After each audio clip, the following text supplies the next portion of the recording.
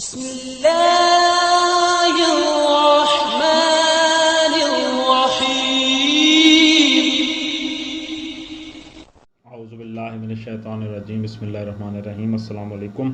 آج آپ کا میزبان ڈاکٹر کاشف بشیر تفہیم القرآن سیریز کی قسط نمبر 411 کے ساتھ آپ کے سامنے حاضر خدمت ہے، جس میں ہم انشاءاللہ العزیز سورہ سبا کا تعارف اور اس کی پہلی 4 آیات کا ترجمہ اور تفسیر آپ کے سامنے پیش کریں گے۔ بسم اللہ الرحمن الرحیم۔ سبا نام آیت نمبر 15 کے فقرے لقد کان علی سبع سے ماخوذ ہے۔ مراد یہ ہے کہ وہ سورہ جس میں سبا کا ذکر آیا ہے۔ زمانہ نزول، اس کے نزول کا ٹھیک زمانہ کسی معتبر روایت سے معلوم نہیں ہوتا، البتہ انداز بیان سے محسوس ہوتا ہے کہ یا تو وہ مکہ کا دور متوسط ہے یا دور اول، اور اگر دور متوسط ہے تو غالباً اس کا ابتدائی زمانہ ہے جبکہ ظلم و ستم کی شدت شروع نہ ہوئی تھی اور ابھی صرف تضحیک و استہزاء، افواہی جنگ، جھوٹے الزامات اور وسوسہ اندازیوں سے اسلام کی تحریک کو دبانے کی کوشش کی جا رہی تھی۔ اس سورہ میں کفار کے ان اعتراضات کا جواب دیا گیا ہے جو وہ نبی صلی اللہ علیہ وآلہ وسلم کی دعوت توحید و آخرت پر کرتے تھے اور خود آپ کی نبوت پر زیادہ تر طنز و تمسخر اور بیہودہ الزامات کی شکل میں پیش کرتے تھے۔ ان اعتراضات کا جواب کہیں تو ان کو نقل کر کے دیا گیا ہے اور کہیں تقریر سے خود یہ ظاہر ہو جاتا ہے کہ یہ کس اعتراض کا جواب ہے۔ جوابات اکثر و بیشتر تفہیم و تذکیر اور استدلال کے انداز میں ہیں، لیکن کہیں کہیں کفار کو ان کی ہٹ درمی کے برے انجام سے ڈرایا بھی گیا ہے۔ اسی سلسلے میں حضرت داؤد و سلیمان علیہ السلام اور قوم سبا کے قصے اس غرض کے لیے بیان کیے گئے ہیں کہ تمہارے سامنے تاریخ کی یہ دونوں مثالیں موجود ہیں۔ ایک طرف حضرت داؤد علیہ السلام اور سلیمان علیہ السلام ہیں جن کو اللہ تعالیٰ نے بڑی طاقتیں بخشیں اور وہ شوکت و حشمت عطا کی جو پہلے کم ہی کسی کو ملی ہے، مگر یہ سب کچھ پا کر وہ کبر و غرور میں مبتلا نہ ہوئے بلکہ اپنے رب کے خلاف بغاوت کرنے کے بجائے اس کے شکر گزار بندے بن گئے۔ اور دوسری طرف سبا کی قوم ہے جسے اللہ نے اپنی نعمتوں سے نوازا تو وہ پھول گئی اور آخرکار اس طرح پارا پارا ہوئی کہ اس کے بس افسانے ہی اب دنیا میں باقی رہ گئے ہیں۔ ان دونوں مثالوں کو سامنے رکھ کر خود رائے قائم کر لو کہ توحید و آخرت کے یقین اور شکر نعمت کے جذبے سے جو زندگی ملتی ہے وہ زیادہ بہتر ہے یا وہ زندگی جو کفر و شرک اور انکار آخرت اور دنیا پرستی کی بنیاد پر بنتی ہے۔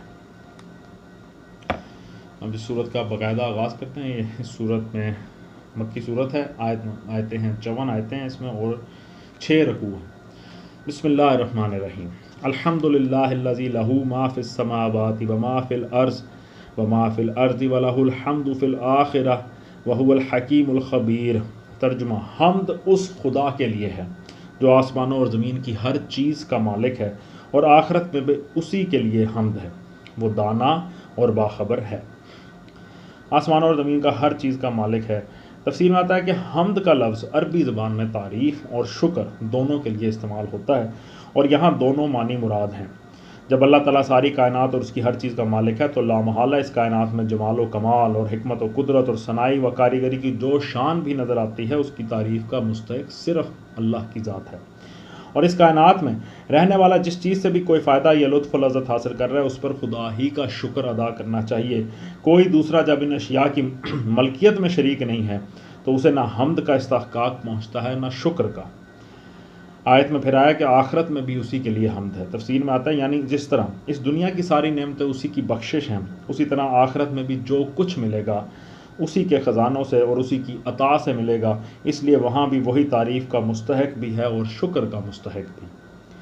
آخر میں آیا وہ دانا اور باخبر ہے۔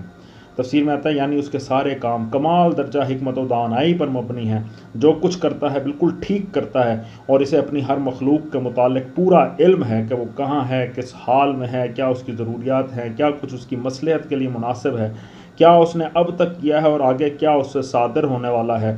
وہ اپنی بنائی ہوئی دنیا سے بے خبر نہیں ہے بلکہ اسے ذرے ذرے کی حالت پوری طرح معلوم ہے۔ یعلم ما یلج فی الارض وما یخرج منها وما ینزل من السماء وما یعرج فیہا وہو الرحیم الغفور۔ ترجمہ، جو کچھ زمین میں جاتا ہے اور جو کچھ اس سے نکلتا ہے اور جو کچھ آسمان سے اترتا ہے اور جو کچھ اس میں چڑھتا ہے، ہر چیز کو وہ جانتا ہے، وہ رحیم اور غفور ہے۔ تفسیر میں آتا ہے یعنی ایسا نہیں ہے کہ اس کی سلطنت میں اگر کوئی شخص یا گروہ اس کے خلاف بغاوت کرنے کے باوجود پکڑا نہیں جاتا تو تو اس کی وجہ یہ ہو کہ یہ دنیا اندھیر نگری اور اللہ تعالیٰ اس کا چوپٹ راجا ہے، بلکہ اس کی وجہ یہ ہے کہ اللہ تعالیٰ رحیم ہے، رحم کرنے والا ہے، درگزر سے کام لینا اس کی عادت ہے۔ آسی اور خاطی کو قصور سرزد ہوتے ہی پکڑ لینا، اس کا رزق بند کر دینا، اس کے جسم کو مفلوج کر دینا، اس کو آنن فانن ہلاک کر دینا، سب کچھ اس کے قبضہ قدرت میں ہے، مگر وہ ایسا کرتا نہیں ہے۔ یہ اس کی شان رحیمی کا تقاضا ہے کہ قادر مطلق ہونے کے باوجود وہ نافرمان بندوں کو ڈھیل دیتا ہے، سنبھلنے کی مہلت عطا کرتا ہے، اور جب بھی وہ باز آ جائیں معاف کر دیتا ہے۔